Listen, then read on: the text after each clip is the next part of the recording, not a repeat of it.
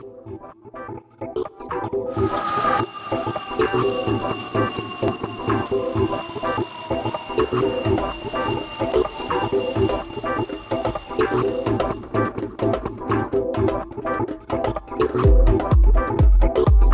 y a une aventure que vous venez de réaliser, qui est à la fois exemplaire et extraordinaire, c'est que vous avez participé au Marathon de New York, c'était le 2 novembre. C'est un rêve que j'avais depuis 2008, donc quand j'ai fait mon premier marathon sur la route du Louvre.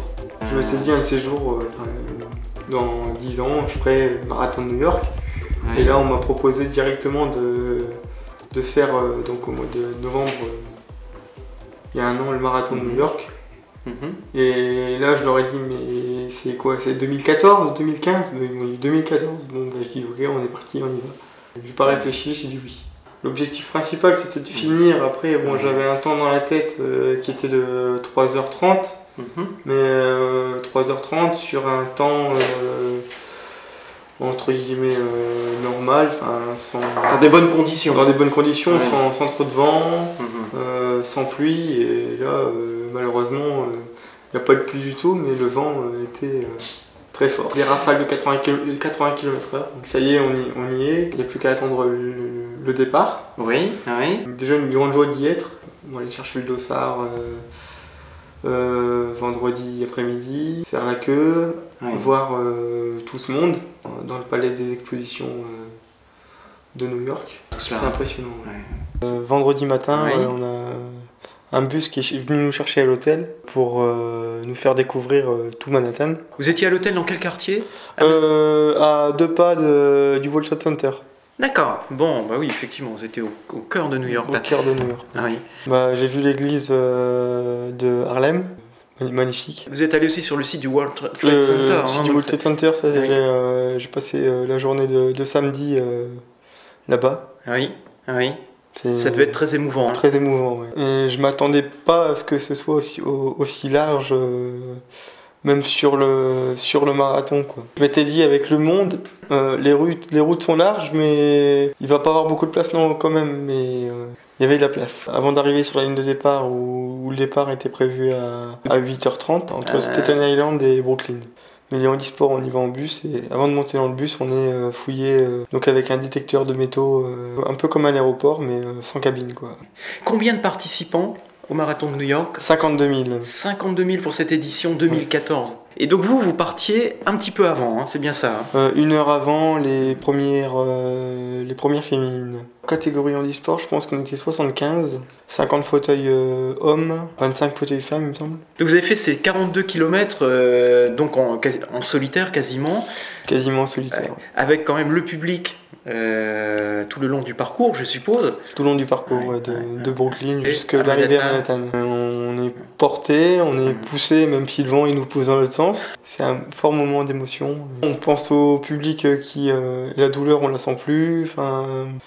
La sortie de Manhattan pour aller vers Brooklyn où ça commençait à être dur, je me suis dit de toute façon je peux pas lâcher, et avec le public tu peux pas lâcher non plus, quoi. Le public vous encourageait? Ouais, tout le temps. Tout le temps?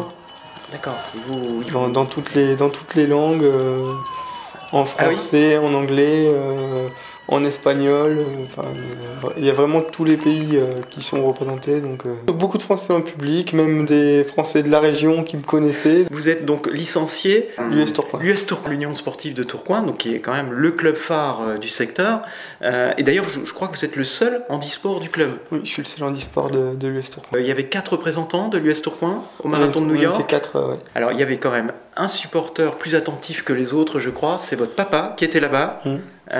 Il était dans le public ou il était derrière... dans le public, et il a essayé de me suivre tout le long de la course.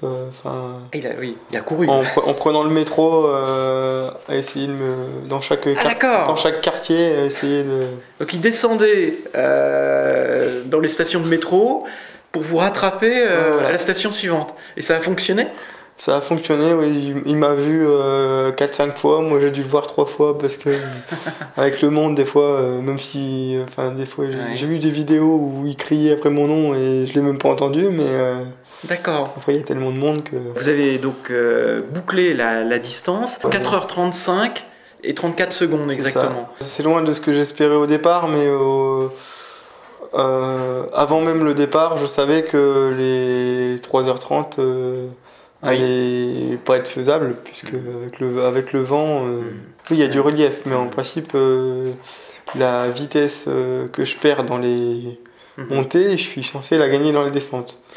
Sauf que là, avec le vent de face, c'était très compliqué. Je suis arrivé dans la foule des coureurs valides, bien entouré, bien soutenu par tous les Français qui voyaient mon maillot où il était marqué Lille Métropole. Donc des fois, c'était aller le ch'ti. Quasiment tous les coureurs qui m'ont doublé, ils m'ont tous soutenu, quoi.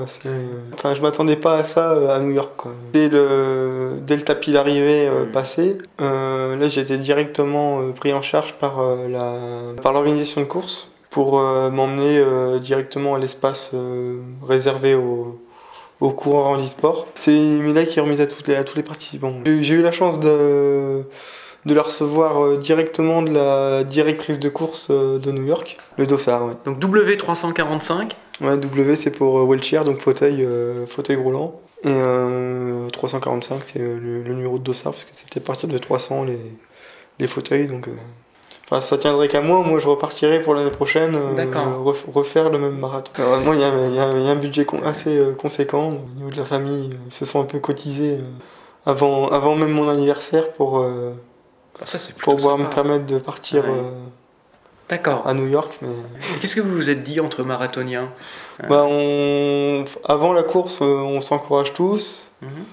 Après, on se félicite. Et c'est vrai que même dans la rue, moi je l'ai vu surtout lundi après le marathon, dès qu'on a cette médaille autour du cou, que ce soit un marathonien ou un New-Yorkais lambda, ils félicitent tous et ils sont tous très très contents. En plus, moi en fauteuil, quand ils voient que j'ai un bras qui fonctionne pas trop, ils sont encore plus admiratifs. Mais n'importe quel coureur qui se balade avec sa médaille dans les rues de New York, il est reconnu, quoi.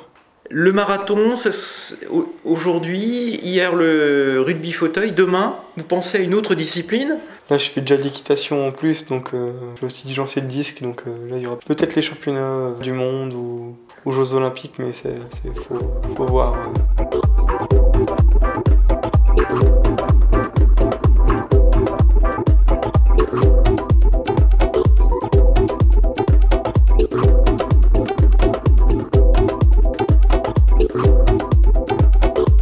Vous avez donc suivi le marathon à la télévision. Oui, sur Eurosport. Sur Eurosport. Est-ce que vous pouvez nous raconter ce moment-là? On a eu deux fois. Une fois pendant une seconde au départ. C'était le dernier à partir. Donc on l'a bien reconnu grâce à son casque qui était rouge. Et après, au 18e kilomètre, il y a les premières féminines qui l'ont doublé. Et donc là, les caméras filmaient les premières féminines. Et il y avait Jérémy.